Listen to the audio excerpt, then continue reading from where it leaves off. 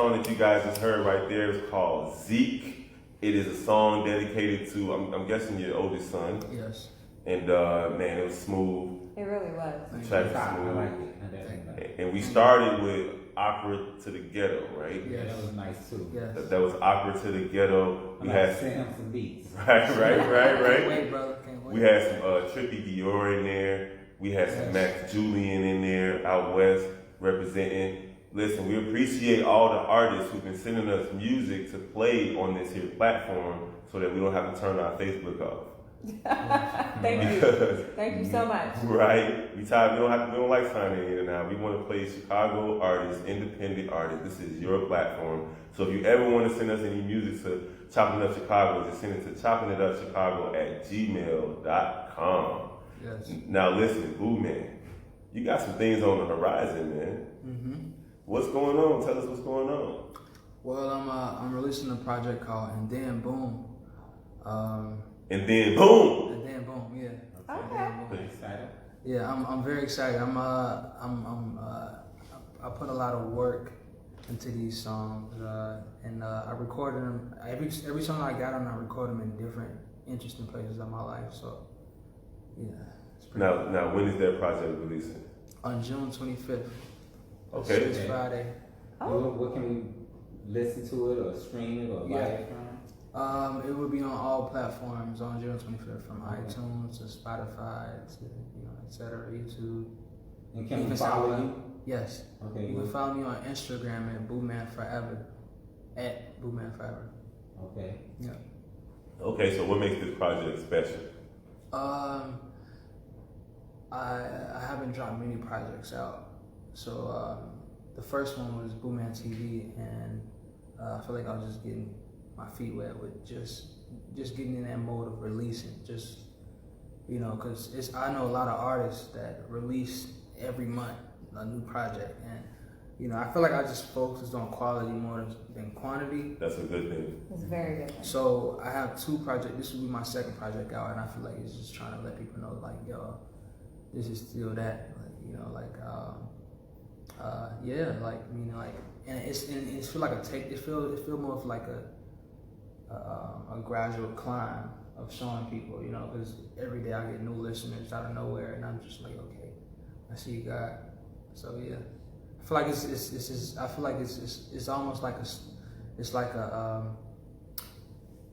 it's the second, so that's why it's important to me. It's the second project from my first, and it's like it's showing people that I'm consistent in what I'm doing.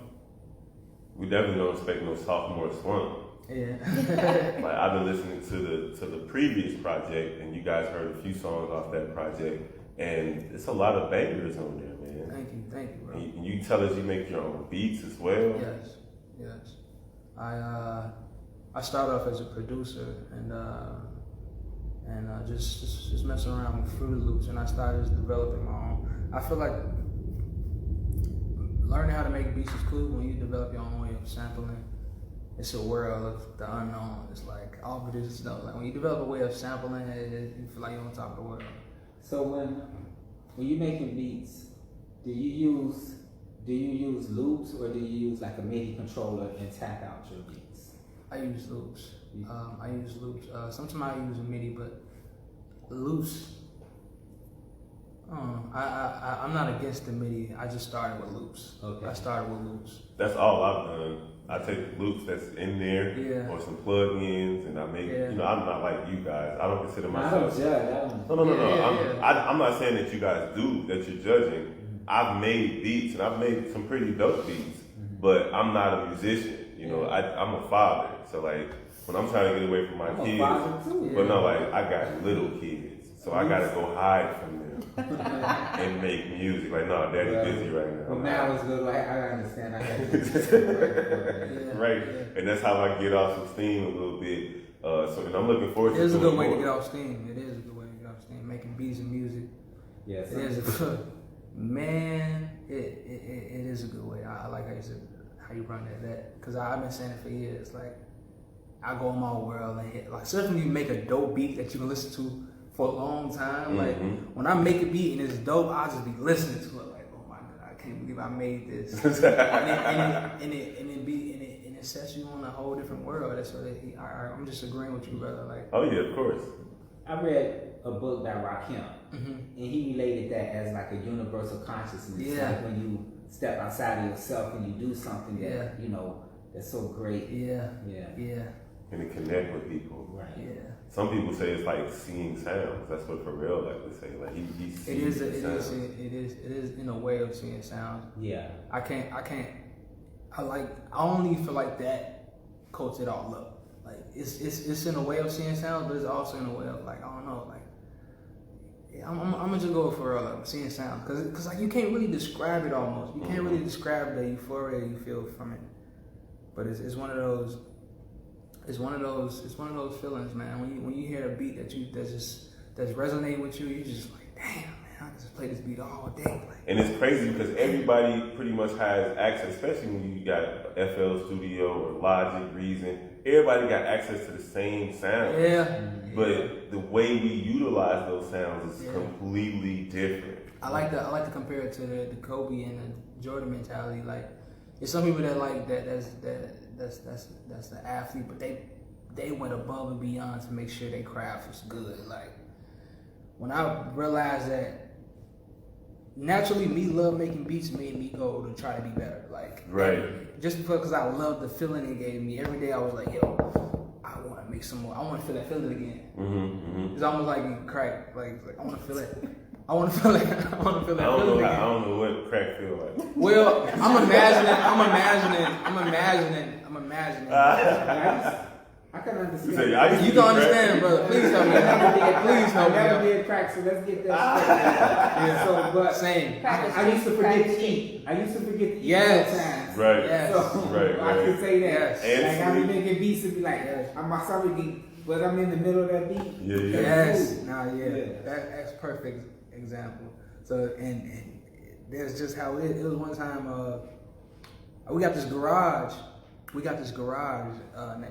At our house, and the door kind of fell off over time.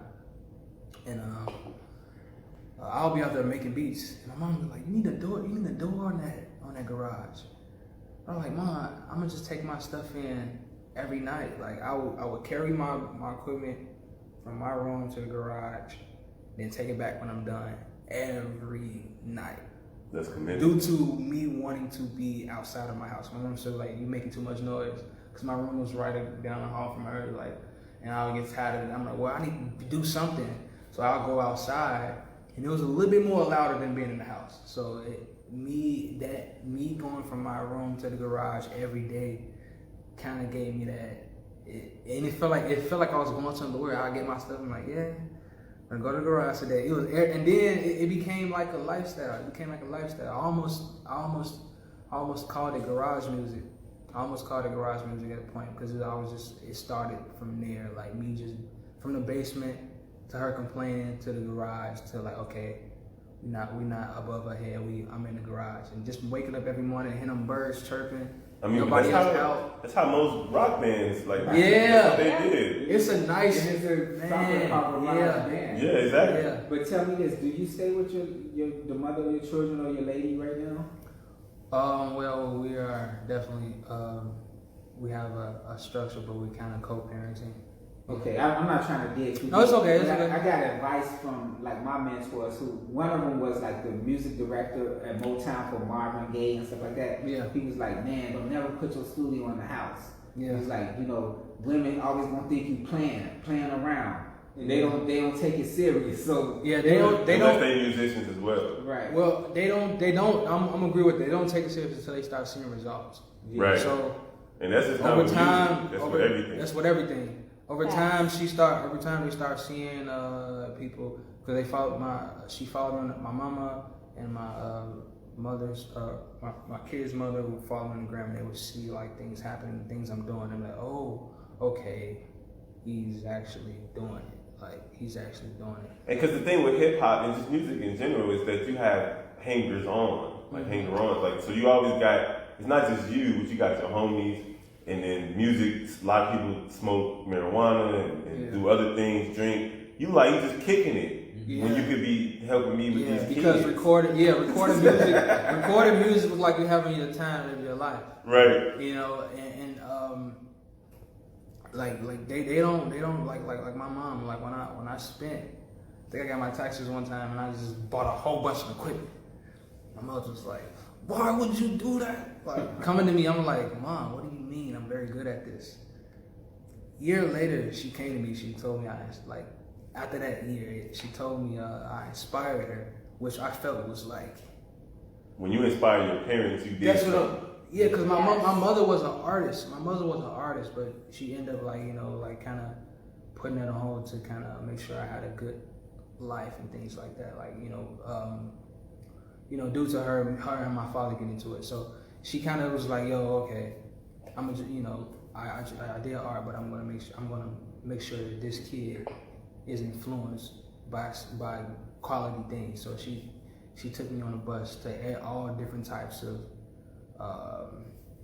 took me on all type of adventures on a bus. And I was young, and I ended up loving art and developed my own way of seeing art to the point where, like, when she saw me using it, everything I learned, it was like, man, you inspired me, and then next thing you know, I seen her painting. It was when I woke up and see her painting. She was like, man, it feels good to be painting again. Like, and she was a good painter.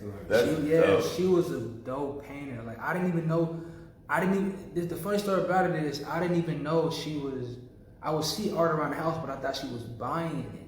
Like, when I was young, I would see she used to do these weird shaped sculptures, and then she would draw a lot of women with big old fros, and I used to be seeing little doodles in the book, but I never took them serious. I was like, I don't know who did this, but that's dope. And I just keep looking for whatever I was looking for in the house. It'd be still just laying around the house. Then I went to her. She worked at this school named Dewey Academy in Inglewood, and I came and I guess they allowed her to do bulletin boards. And somebody told me, like, your mom did this bulletin board, and it was some type of bulletin board, this black boy with a book bag on, and the book bag had things flying in the book bag, and I was like, you did this? So it kind of had me it kind of put me, when she said I inspired her, it kind of be like, okay, I gotta keep going. Like, it kind of put me in that third gear of okay, that's good. I gotta keep going. Like, if the person that birthed me says that I'm inspiring her, then it's like, okay, I gotta keep going. That's good. All right, well, we're not gonna hold you too much longer, Booman Forever. We appreciate you for stopping through, chopping it up Chicago on WIIT 88.9 FM. Go ahead and hit everybody with however you want them to contact you. First of all, Chopping the Music, y'all was very beautiful. Y'all can follow me on any platform at Booman Forever, and I follow back. June 25th. June 25th is my EP release. And then boom! Oh my God. I can't, my bad, y'all. I can't be slamming on the table. And then boom! He got me his headphones. He can't. But we going on the other side of this break. We're going to talk about what we're watching, what we're listening to, and what's going on in Chicago. Yes. Hey, thank you so much. Y'all. Thank you so much for sliding through Booman Chicago. Y'all give it up for Booman Chicago. Well, I say Booman Chicago. Booman Forever.